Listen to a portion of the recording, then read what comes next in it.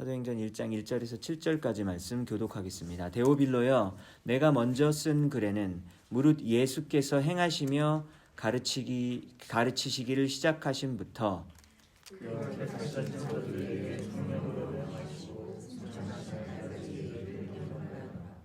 그가 고난 받으신 후에 또한 그들에게 확실한 많은 증거로 친히 살아계심을 나타내사 40일 동안 그들에게 보이시며 하나님 나라의 일을 말씀하시니라.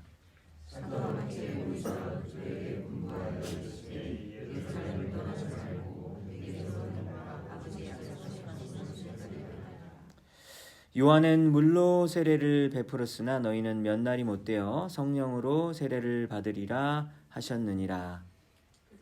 그랬을 때 예수께서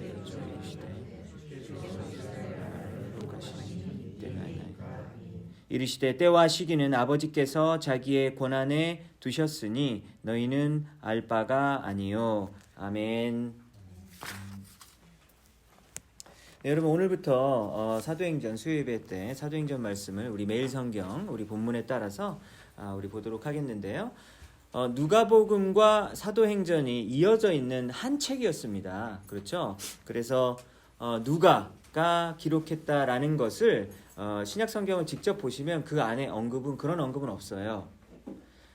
하지만 초대 교부들 그 초기 기독교 시대의 그런 전승에 의하면 누구든지 다 누가가 썼다라는 것을 다 인정했다라고 그렇게 나와 있습니다. 근데 이 누가라는 인물, 루크죠, 루크. 이 누가라는 인물이 신약 성경에는 딱 3번 등장을 하게 되는데요. 골로새서와 그리고 빌레몬서 그리고 디모데후서 이렇게 3번 등장을 하게 됩니다. 이 3개의 편지의 공통점이 무엇일까요? 바울 서신이죠. 그죠? 바울 서신이 쓴 그 서신에 누가가 등장을 한다라는 것이죠. 그래서 정작 누가가 누가복음과 사도행전을 썼지만 누가복음과 사도행전에는 누가라는 이름이 나오지 않는 거예요. 그러니까 여러분들이 어떤 기록을 막 예수님에 대한 기록을 쓰는데 여러분 이름은 쓰지 않을 수도 있잖아요. 뭐 자기 자신을 드러낼까봐 뭐 그런 여러 가지 이유가 있을 수 있겠지만 누가복음과 사도행전이라는 내는 누가라는 이름이 나오지는 않습니다. 하지만 이게 누가가 썼다라는 것이 대부분의 이제 기독교 초기에 이제 다 동의를 하고 실제로 누가가 의사였다라는 말씀이 골로새서에 등장하게 되고요. 그리고 사도행전 16장, 20장, 27장을 보면 그때 그 인칭 주어가 우리가라고 예전에도 이제 몇 번 말씀드렸던 것 같은데요. 우리가 위라는 그 표현이 등장하거든요. 그러면은 이 사도행전을 쓴 사람이 포함이 된 거잖아요. 그렇죠? 그러니까 이게 우리가 되는 거죠. 그렇다면 사도행전의 그 뒷부분에 사도 바울이 여행을 할 때 누가가 그 자리에 있었다라는 것을 알 수 있죠. 왜냐면 그 부분은 사도행전에서 사도 바울의 선교 여행을 기록하는 부분인데 거기에 우리가라고 썼다는 것을 봤을 때 누가가 사도 바울의 선교 여행에 동참했었구나라는 것을 우리는 알 수 있습니다. 그리고 아까 디모데후서에서도 등장한 것을 보면요. 디모데후서가 사도 바울의 거의 죽기 일부 직전에 쓴 책이지 않습니까? 그렇기 때문에 사도 바울이 죽는 순간까지 선교여행은 한참 전이거든요. 그러니까 수십 년간 사도 바울이 죽을 때까지 함께 했었던 동역자, 끝까지 함께 했었던 동역자라고 하는 것을 우리는 알 수 있는 것이죠. 근데 오늘 사도행전 처음에 그 1장 1절을 보니까 누구여라고 처음에 나와 있죠. 데오빌로여라고 나와 있죠. 그래서 이 데오빌로라는 사람이 누가복음과 사도행전의 직접적인 청중이 되어진다라는 것을 우리는 성경을 통해서 알 수 있어요. 근데 이게 뭐 세오랑 필로스를 이렇게 보면은 이게 그리스어로 하나님 친구잖아요. 그러니까 하나님의 친구라는 뜻이기 때문에 실제 인물이라기보다는 일반적인 그리스도인 독자를 누가가 그런 사람들을 대상으로 썼다라고 그렇게 보기도 하죠. 그런데 여기 뒤에 보면 각하라는 명칭을 썼기 때문에 그렇게 보기보다는 이방인 중에서 하나님을 믿은 개종자 중에서 좀 이렇게 지위가 높은 그런 사람이었을 것이다. 또 이렇게 보기도 합니다. 1절을 보니까요. 내가 먼저 쓴 글에 라고 나와 있죠. 여러분 내가 먼저 쓴 글이 뭘까요? 누가복음. 네. 제가 지금까지 길게 설명을 했는데 여러분들이 너무 모르는 것처럼 하시니까 굉장히 당혹스럽네요. 네. 방금 먼저 쓴 글, 사도행전보다 먼저 쓴 글이니까 누가복음이겠죠. 그러니까 누가복음에 어떤 내용이 나왔냐면 예수님의 행하심과 가르침부터 승천하시기까지 하늘로 올라가시는 내용까지 기록됐다라고 지금 여기 써 있잖아요. 1장 1절에 보니까. 근데 실제로 누가복음 맨 뒷장 24장의 맨 뒷부분 내용을 보면 예수님이 저희를 떠나 하늘로 올라가시니 이 내용이 있는 거예요. 그러니까 정확히 일치하잖아요. 그러니까 이렇게 아주 부드럽게 누가복음과 사도행전이 원래 연결되는 건데 이렇게 신약 성경을 이제 복음서를 이렇게 묶다 보니까 이거를 떼놓는 그런 편집의 과정이 나중에 후대에 있었던 것이죠. 원래는 붙어 있었다. 자, 그래서 이제 3절에 보면은요, 여러분, 예수님이 십자가 고난을 받으신 후에 그들에게 확실한 많은 증거로 친히 살아계심을 나타내사 40일 동안 그들에게 보이시며 하나님 나라의 일을 말씀하셨다라고 돼 있잖아요. 그러니까 예수님이 십자가에서 돌아가시고 그리고 3일 후에 부활하시고 부활하신 다음에 뭐 마리아에게도 나타나시고 제자들에게 나타나셨잖아요. 그러면은 사도행전 지금 1장에 보면 나중에 이제 하늘로 막 올라가신단 말이에요. 그러면 그 부활하시고 나서 이 하늘로 올라가시기까지가 과연 며칠이었을까? 여기 보니까 며칠이라고 나와 있죠? 40일 동안 그들에게 보이셨다라고 말씀을 하고 있습니다. 그래서 고린도전서 15장이 부활장이라고 알려져 있잖아요. 근데 고린도전서 15장을 보면요, 예수님이 부활하셔서 며칠 동안 돌아다니시면서 40일 동안 돌아다녔다고 이제 여기 나와 있는데 40일 동안 돌아다니면서 고린도전서 15장을 보면 누구에게 나타났냐면 베드로에게도 나타나셨고 그리고 500명에게 나타나셨다라는 말씀이 쓰여져 있어요. 그러니까 여러분, 예수님이 죽었다가 다시 살아난 거를 몇 명이 봤냐면은 500명이 봤다는 거예요. 최소 500명이라는 거죠. 그래서 어떤 사건이 실제로 일어났는지 안 일어났는지를 확인하기 위해서 가장 좋은 방법 중에 하나는 증인이 있으면 되는 거잖아요. 그런데 이 증인에 대해서 민수기와 신명기를 보면 한 명으로는 부족하다. 최소 2명은 있어야 그 증언으로서 근거를 가지게 된다라는 말씀이 있습니다. 왜냐하면 어떤 사람이 뭐 살인을 했다라는 의혹을 받고 재판에 섰을 때 옆에서 쟤 살인했어요 라고 말했으면 너 제가 살인했다고 하니까 너도 죽어 이렇게 했었을 때 이 사람이 위증할 수도 있잖아요. 그러니까 한 명으로는 부족하다는 거예요. 그러면 안 되고 증인 여러 명 데리고 오라는 거예요. 2명 이상은 돼야 된다. 그런데 예수님의 부활이 진짜냐 가짜냐가 여러분 논쟁이 얼마나 많습니까? 안 믿는 사람들은 부활 없다 그러잖아요.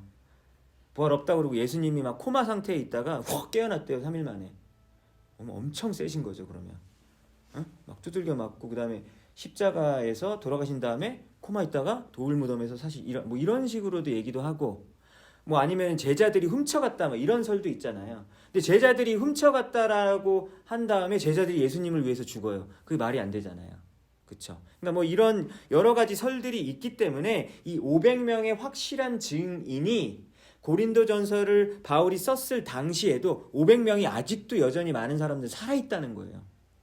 그 부활의 증인들이 고린도전서를 쓸 때에도 아직도 많이 살아있어 라고 그렇게 얘기를 하니까 이 예수님의 부활이라고 하는 것은 제자들이 이 기독교라는 신흥 종교를 막 만들어내가지고 막 서로 막 짜가지고 막 거짓 짜붙이고 거짓말을 했다라고 하기에는 증인이 너무 많은 거예요. 그러니까 이것은 도저히 부인할 수 없는 정말로 일어날 수밖에 없었던 일이었다라고 확실하게 이야기하고 있는 것입니다. 근데 믿기는 쉽지가 않죠. 죽었다가 어떻게 살아나요? 처음 보는 일이니까. 근데 그 증인이 500여 명이나 된다라고 사도 바울이 고린도전서 15장에서 증언했습니다. 여러분, 사망하고 부활하신 예수님이, 근데 지금 부활하신 예수님이 제자들에게 다시 나타나서 3절에 뭘 말씀하고 돌아다녔냐라고 하는 거예요. 여러분, 죽었다가 다시 살아나서 제자들에게 나타나서 무슨 말씀을 하셨다면 그 말씀은 정말 중요한 내용 아니었을까요? 왜냐면 40일밖에 안 남은 거잖아요. 하늘로 올라가시기 전에. 그럼 40일 동안 그 중요한 그 짧은 시간 동안에 어떤 가장 전하시고 싶었던 그 핵심의 엑기스를 전하지 않았겠습니까? 근데 그 전하는 내용이 뭔 내용이라고 그러죠? 3절의 후반부를 보면 뭐라고 나오죠? 뭐에 대해서 말했다고요? 하나님 나라에 대해서 말씀하셨다는 거예요. 하나님 나라에 대해서. 그러니까 이게 하나님 나라가 뭔지는 모르겠는데 하나님 나라가 엄청 중요한 건가 보다. 왜? 부활하시고 나타나서 그 짧은 40일 동안 하나님 나라에 대해서 이야기하셨으니까 이게 얼마나 중요했으면 그렇게 하셨을까라는 생각을 해볼 수 있을 것 같아요. Kingdom of God 라고 영어 성경에선 표현을 하고 있는데, 여러분 근데 나라라고 하는 것은요, 땅도 있어야 되고 국민도 있어야 되고 주권도 있어야 된다고 보통 나라의 구성 요소를 얘기하지 않습니까? 그럼 만약에 하나님 나라가 영토, 땅이 있다면 하나님 나라의 땅이 어딜까요? 하나님 나라의 영역? 천국? 우리 뭐 천국 가니까요. 근데 왜냐면 천국에 하나님 예수님께서 먼저 가서 너희들이 있을 그 방을 내가 예비해 놓고 있을게 라고 말씀하셨잖아요. 그러니까 장소적인 개념으로 얘기하셨고, 그곳은 하나님의 땅, 천국이라고 할 수 있겠습니다. 그리고 국민도 있나요? 국민? 하나님 나라의 백성이겠죠. 그러니까 예수님을 믿고 따르는 참된 제자들, 그 사람들이 바로 하나님 나라의 백성이겠습니다. 그리고 주권이라고 하면은 그 하나님이 그 하나님의 그 천국을 다스리고 있는 어떤 그 주권적인 그 권위를 얘기하는 건데요. 하나님이 사랑과 정의로 통치하시겠죠. 사랑과 정의로, 그리고 절대적인 하나님의 주권으로 그 하나님 나라를 다스린다라고 하는 것이죠. 그런데 지금 우리가 살고 있는 이 땅은 아직 하나님의 나라가 온전히 이루어졌다고 말하기에는, 근데 또 아예 안 이루어진 건 아니잖아요. 그냥 우리가 죽을 날만 기다리면서 그때 이후에 천국이야, 지금은 그냥 정말 어찌어찌 하루하루 버티고 사는 거지, 그렇게만 살아가는 건 아니잖아요. 이 땅에서 이미 우리가 살면서도 하나님 나라를 부분적으로라도 경험을 한단 말입니다. 교회에서, 그리고 또 여러분들의 어떤 삶 가운데서 하나님 나라를 경험하시리라 믿어요. 그런데 너무 좌절감이 들 때가 많잖아요. 이거 하나님 나라가 분명히 오긴 왔는데 왜 이러지? 내가 죄 때문에 쓰러지고, 또 다른 사람의 죄 때문에 내가 고통받고, 이 세상의 불의함 때문에 내가 너무나도 힘든 삶을 살아갈 때 하나님 나라, 정말 온전히 이루어진 하나님 나라 제가 사모합니다 라는 생각이 우리 들 수밖에 없는 것이죠.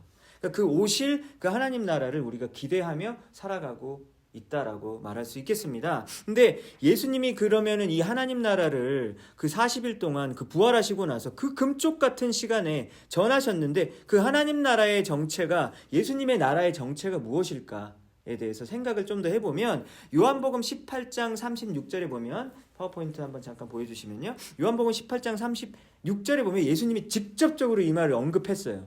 내 나라는 이렇게 언급했거든요. 다 같이 한번 읽어보겠습니다. 시작. 만일 내 나라가 이 세상에 속한 것이었다면 내 종들이 싸워 나로 유대인들에게 넘기지 않게 하였으리라. 이제 내 나라는 여기에 속한 것이 아니니라. 여러분, 이 말씀이 예수님이 하신 말씀인데, 예수님이 누구에게 한 말일까요? 본디오 빌라도에게 한 말입니다. 본디오 빌라도 총독이 죽음을 선고했잖아요. 그래서 예수님이 죽기 직전에 본디오 빌라도 총독 앞에서 막 이 말 저 말 막 주고받으면서 얘기할 때 나왔던 이야기거든요. 그러니까 빌라도가 예수님에게, 야, 네가 유대인 왕이야? 네가 뭐 king of the Jews야? 이렇게 물어본 거예요. 네가 유대인 왕이냐? 왜냐면 예수님을 지금 누가 끌고 왔습니까? 대제사장 무리가 끌고 왔잖아요. 가룟 유다가 팔고 대제사장 무리가 끌고 왔단 말입니다.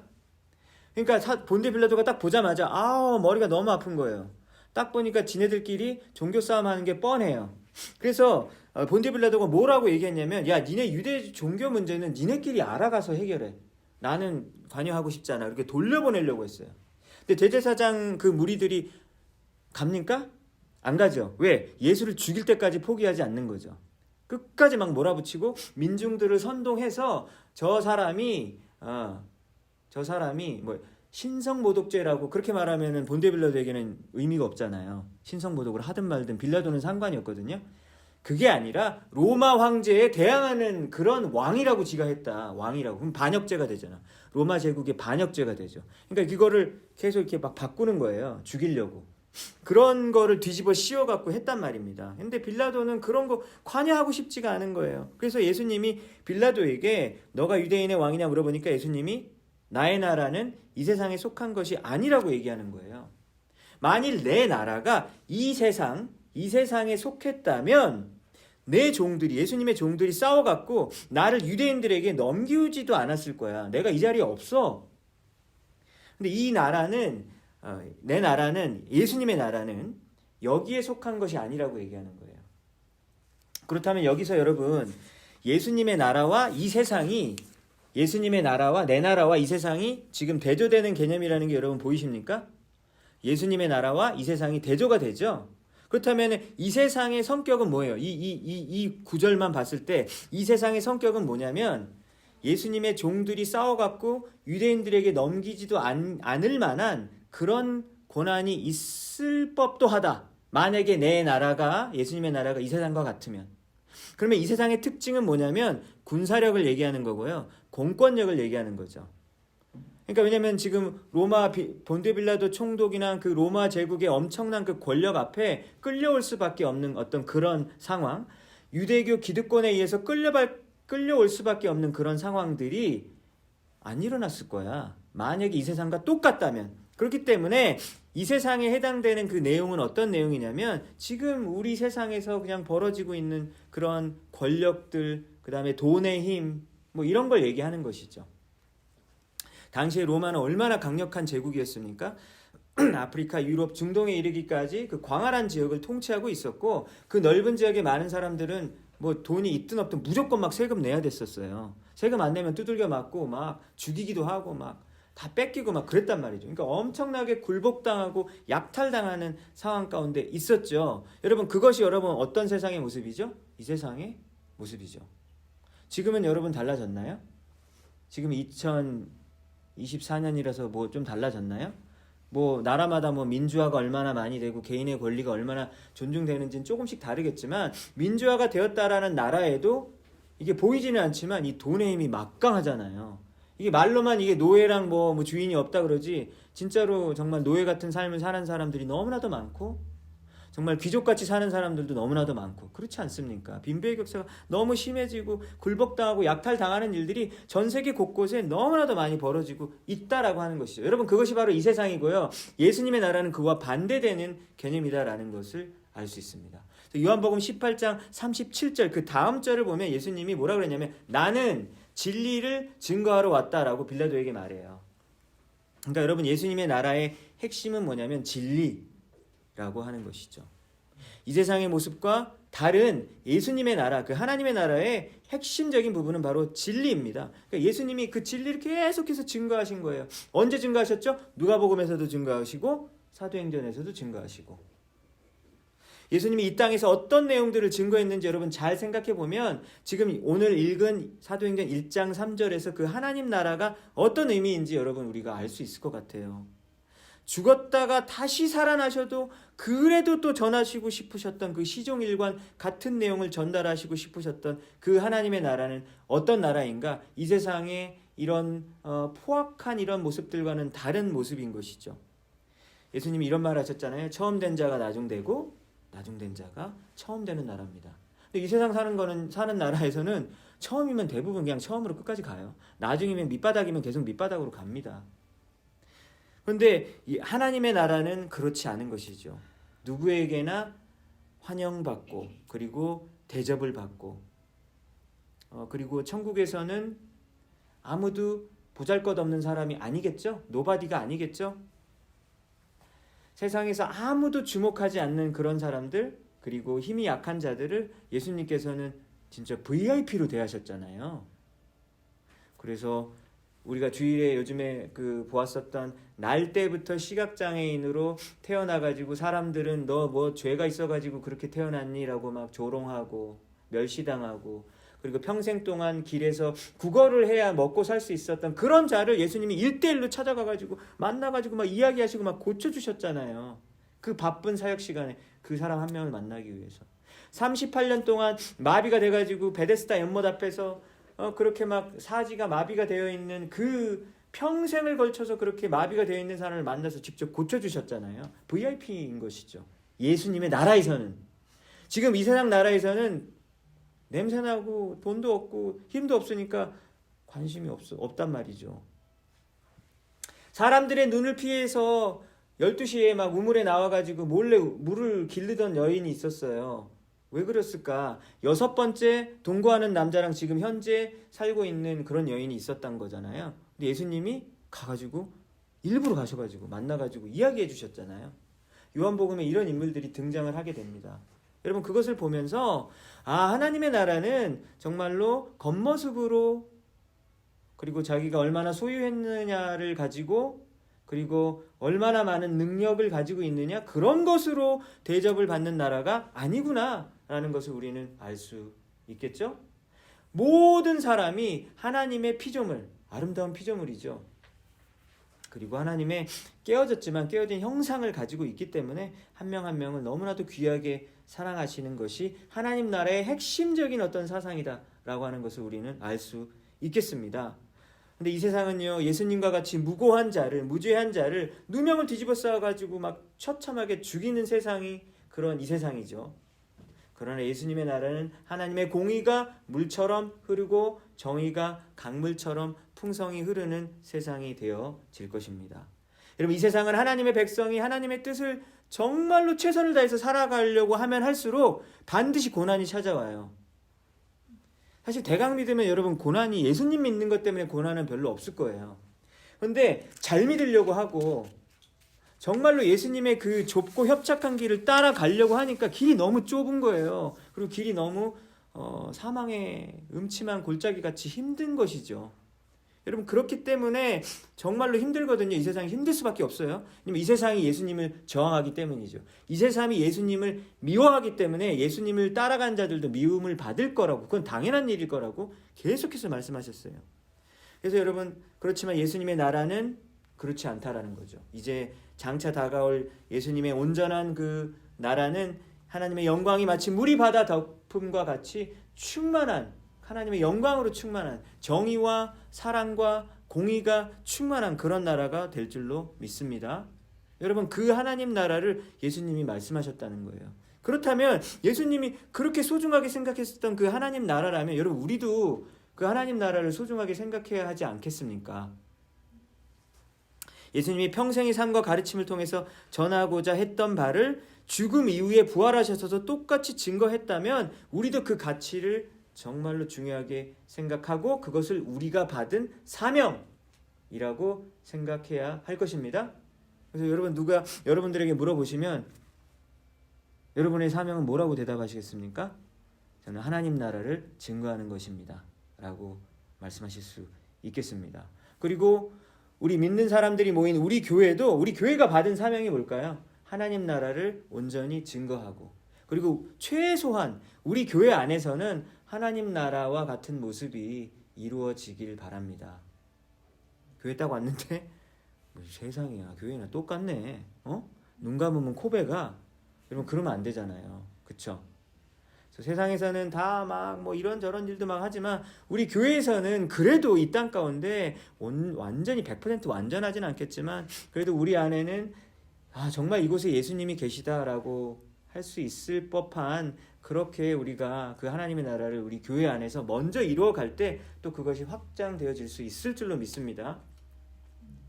그리고 다른 사람에게 뭐 전하라고 이제 얘기를 하시는데 자꾸 복음을 전하라고 그러시잖아요. 하나님 예수님이 복음을 전하라고 하셨고 뭐 땅끝까지 전하라고 하셨는데 딴 사람에게 전하기 전에 먼저 내 삶 가운데 이미 하나님의 나라가 먼저 임해야 하지 않을까요? 그렇죠? 그러니까 나도 하나님의 나라의 원리와 권세가 뭔지, 하나님의 나라의 어떤 그런 특징이 무엇인지, 하나님의 나라의 어떤 그런 풍요로움과 이 평강이 무엇인지 사실 체험을 해야 될 텐데 나도 체험을 못한다면 밖에 전하기가 어려울 거예요. 그런데 여러분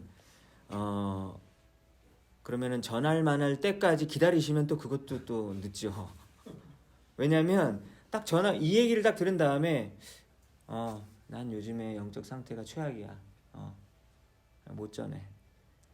그렇게 하다 보면 아마 전할 때가 없으실 거예요. 근데 사도 바울이 뭐라 그랬죠? 때를 얻을 때나 못 얻을 때나 전하래잖아요. 그러니까 뭐 좀 내키지 않아도 전해야 하는 것이죠. 저는 오늘 사실 별로 전하고 싶지 않았어요. 저는 원래 지금 전할 그런 마음 자세가 아닙니다. 여러 가지로 막 머리가 아프고 두통이 있고 선교도 가야 되고 막 이것저것 신경 쓸 일이 너무 많아서 그리고 이상하게 막 밤에 자다가 막 깨가지고 4시 반에 일어나가지고 막 잠을 못 자는 거예요. 막 그렇기 때문에 저는 사실은 복음을 전할 그런 처지가 아닌 것 같다라는 생각이 들어요. 그런데 그래가지고 오늘 수요일에 취소합니다 라고 이렇게 얘기를 하고 싶지만 또 그렇게 하면 안 되잖아요. 그렇죠? 그러니까 제가 지금 이 말씀을 왜 말씀을 드리냐면 우리가 준비가 안 되어 있다라고 해가지고 자꾸 안전하면 여러분 계속해서 전할 데는 없다는 거예요. 그렇죠? 우리가 그렇게 느낌적으로 그렇게 되어지지 않는 것 같은 그런 상황, 그리고 너무나도 힘들고 이거 지금 내 아까님도 못 하는데 무슨 하나님 나라를 전해라는 생각이 왜 안 들겠습니까? 들 때가 많죠. 나도 지금 죄악에 무너져가지고 나도 지금 허우적대고 있는데 내가 뭘 하나님 나라를 전해 라는 생각 들 때가 많거든요, 여러분. 그런데 여러분, 그런 생각이 들 때가 하나님 나라를 사실 전하기에는 오히려 더 좋은 상태일 수도 있겠죠. 왜요? 하나님은 그 보잘것없는 그 질그릇에다가 복음의 보화를 담겨 두셨기 때문이죠. 내가 약할 때 오히려 강한 되시잖아요. 그렇죠? 내가 지금 충만해. 오히려 그때가 오히려 안 좋은 상태일 수도 있죠. 뭐 이렇게 자신감이 있어. 선 줄로 알면 넘어진다고 하셨잖아요. 그렇죠? 그렇기 때문에 우리가 하나님, 지금 저는 제 인생도 엉망입니다. 제가 어떻게 하나님의 일을 감당하겠습니까? 하나님, 저는 너무 약해요, 연약합니다. 고백하십시오. 여러분, 고백할 때 나는 약하니까 이제 주님이 강할 수가 있는 거죠. 그렇죠? 그렇기 때문에 주님의 나라는 오히려 우리가 약할 때 더 강하게 드러날 수 있는 주님의 도구가 우리가 사실 되어질 수 있을 줄로 믿습니다. 여러분, 부활하신 예수님이 제자들에게 다시 와갖고 40일 동안 전한 그 하나님 나라를 이제 예수님의 제자들이신 여러분들이 전하시는 여러분 되시기 바랍니다. 여러분, 4절을 볼까요? 4절을 보니까 사도와 함께 모이셔 예루살렘을 떠나지 말고 아버지께서 약속하신 것을 기다리라고 명령하셨어요. 지금 하나님 나라의 일 빨리 해야 되는데 왜 예루살렘을 떠나지 말라 그래요? 빨리 가가지고 지금 지금 이방인들한테도 빨리빨리 전해야 되는데 예수님이 뭐라 그러냐면 떠나지 말라는 거예요. 예루살렘을 떠나지 말고 약속하신 것을 기다리라고 명령하셨습니다. 여러분, 그러니까 하나님 나라의 일은요, 속전속결. 그 다음에 내가 빨리 지금 이거 지금 굉장히 시급하다 그래가지고 빨리빨리 할 수 있어지는 어떤 여러분 그러한 방식으로 되어지는 것이 아니다라는 것을 느끼게 됩니다. 아무리 급해도 인간적인 방식으로는요, 여러분, 하나님의 일이 되어지지 않더라고요. 그렇죠? 그러니까 빨리 가서 복음 전화 가지고 막 퍼뜨리고 막 조로 나눠가지고 막 보내고 그 다음에 전략 요충지를 잡아가지고 너는 여기로 파송하고 그러면 좋을 것 같은데 그러지 말고 그냥 가만히 앉아가지고 성령님을 기다리라는 거예요. 그래서 아버지께서 약속하신 것을 기다리라고 했는데 여러분, 아버지께서 약속하신 것이 뭘까요? 예수님이 올라가시고 그 다음에 오셔야 되잖아요. 예수님의 바로 그 자리를 바로 대체하실 바로 그분이 바로 성령 하나님이죠. 그러니까 성령 하나님 사실 예수님입니다. 근데 이제 영으로 오셨고 각 믿는 모든 신자들의 우리 마음속에 거하시는, 그래서 우리의 몸이 성전이 되어지는 그런 놀라운 역사가 여러분 이루어지는 거 아니겠습니까? 그 예레미야 선지자에게 그 예언하셨던 그 성령을 부어주시겠다, 우리의 마음이 돌같이 굳어 있었던 마음을 부드러운 살로 만들어 주시겠다라고 하는 그 성령의 그 약속이, 여러분 요엘 선지자의 그 약속이 여러분 여기에서 지금 이루어지는 것이죠. 4절에서 이렇게 성령 하나님을 기다리면서 받을 때 그때 여러분 주님의 일을 감당할 수 있습니다. 5절을 보니까 세례 요한은 물로 세례를 베풀었지만 몇 날이 못 되어서 너희들은 성령으로 세례를 받겠다라고 이야기를 합니다. 그러니까 여기 보시면 세례 요한의 물 세례와 이 성령 세례를 나누고 있다라는 것이 여러분 보여지죠. 이게 좀 쉽지 않은 본문인데 사도행전을 여러분 계속해서 보시면요, 세례 요한의 세례는 알지만 성령이 누군지는 몰라요. 이런 사례들이 계속해서 등장하거든요. 그러니까 사람들한테 물어보면 너 뭐 예수 믿어? 그러면 믿어요. 그러면 뭐 성령님 알아? 그러면 성령님은 뭐예요? 이런 사람들이 계속해서 등장하거든요. 그 중에 하나가 사도행전 18장에 보면 여러분 아볼로라고 하는 사람이 있었어요. 아볼로는 구약 성경에 능통한 사람이었습니다. 말씀을 너무 잘 알아요. 그런데 성령님을 몰랐어요. 그래서 브리스길라와 아굴라라고 하는 사도 바울의 그 텐트 같이 만드는 동역자, 그 부부가 와서 아볼로를 가르쳐 줬어요.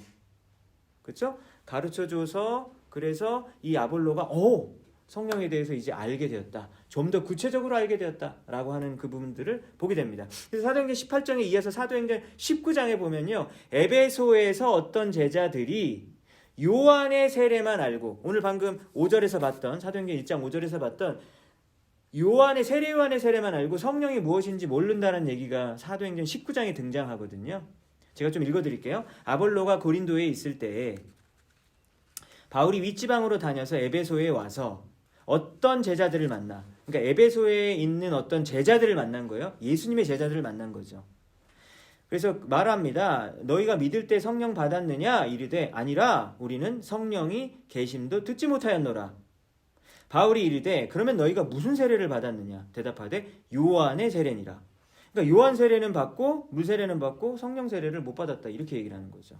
4절에 보니까 바울이 이르되 요한이 회개의 세례를 베풀며 백성에게 말하되 내 뒤에 오시는 이를 믿으라 하였으니 이는 곧 예수라 하거늘 그들이 듣고 주 예수의 이름으로 세례를 받으니 바울이 그들에게 안수하며 성령이 그들에게 임하심으로 방언도 하고 예언도 하니, 이런 얘기가 나옵니다.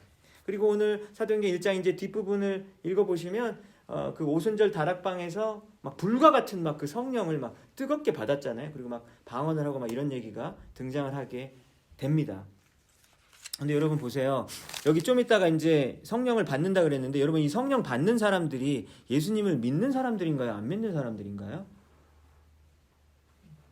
믿는 사람들 아니에요?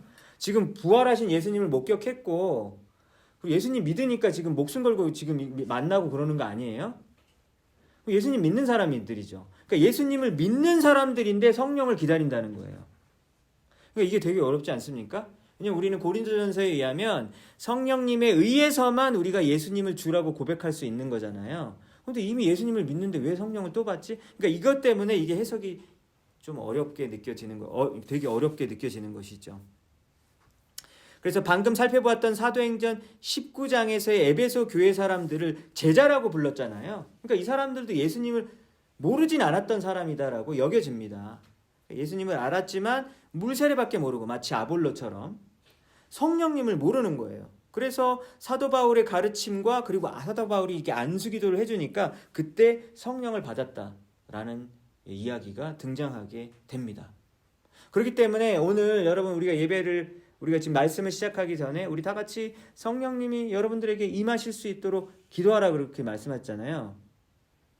근데 이게 제가 이제 대학생 때 수련회를 갔는데, 이제 수련을 인도하는 이제 어떤 학생 리더가 하나님 이곳에 성령님께서 임하셔서 오늘 만난 모든 분들을 충만하게 만나 주십시오라고 기도를 하니까 이제 목사님이 화가 난 거예요. 그렇게 기도하지 말래요.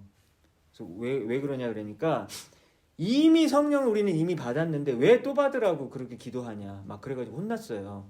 그거는 성경적이 아니라고 그랬던 기억이 제가 아직도 나거든요.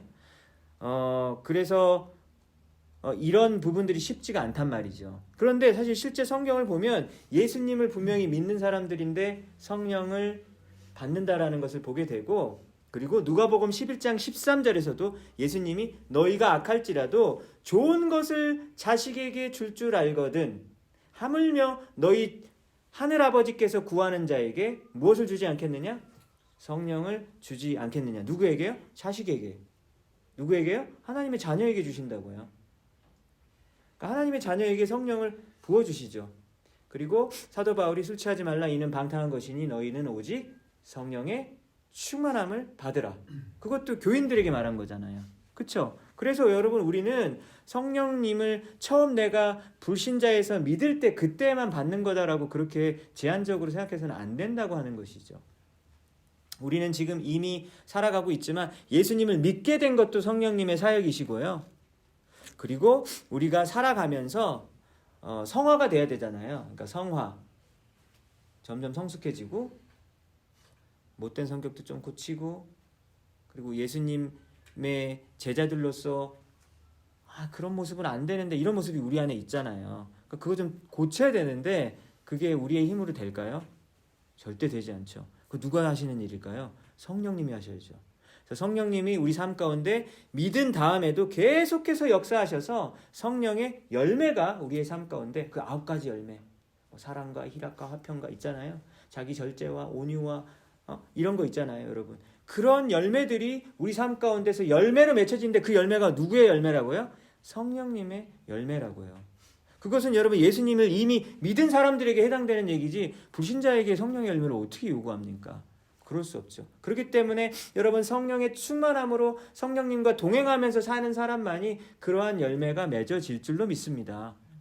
여러분 그렇기 때문에 우리는 계속해서 성령 하나님을 구하고 하나님과 동행하기를 원하고 그리고 성령 하나님으로 충만한 자가 되기를 원해야 된다라고 하는 것이죠. 여러분 그렇게 할 때 오늘 예수님이 그렇게 중요하게 여기신 하나님의 나라의 일을 우리도 동참할 수 있는 그 일꾼이 되어줄 줄로 믿습니다. 여러분 예수님이 하신 그 일 하나님 나라를 전하는 자가 되기 원하실 것이라고 믿어요. 성령을 받으시는 여러분 되시기 바랍니다. 그 다른 어떤 것을 구하기보다 성령을 여러분들이 구하실 때 이 세상에 힘든 여러 가지 모든 어려움들 그게 없어지지 않을 수도 있거든요. 않는 경우가 대부분이죠. 근데 그 있음에도 불구하고 그것을 극복할 수 있는 힘과 능력은 하늘로부터만 내려오는 것이고 성령의 충만함으로만 이루어질 줄로 믿습니다. 네, 여러분 오늘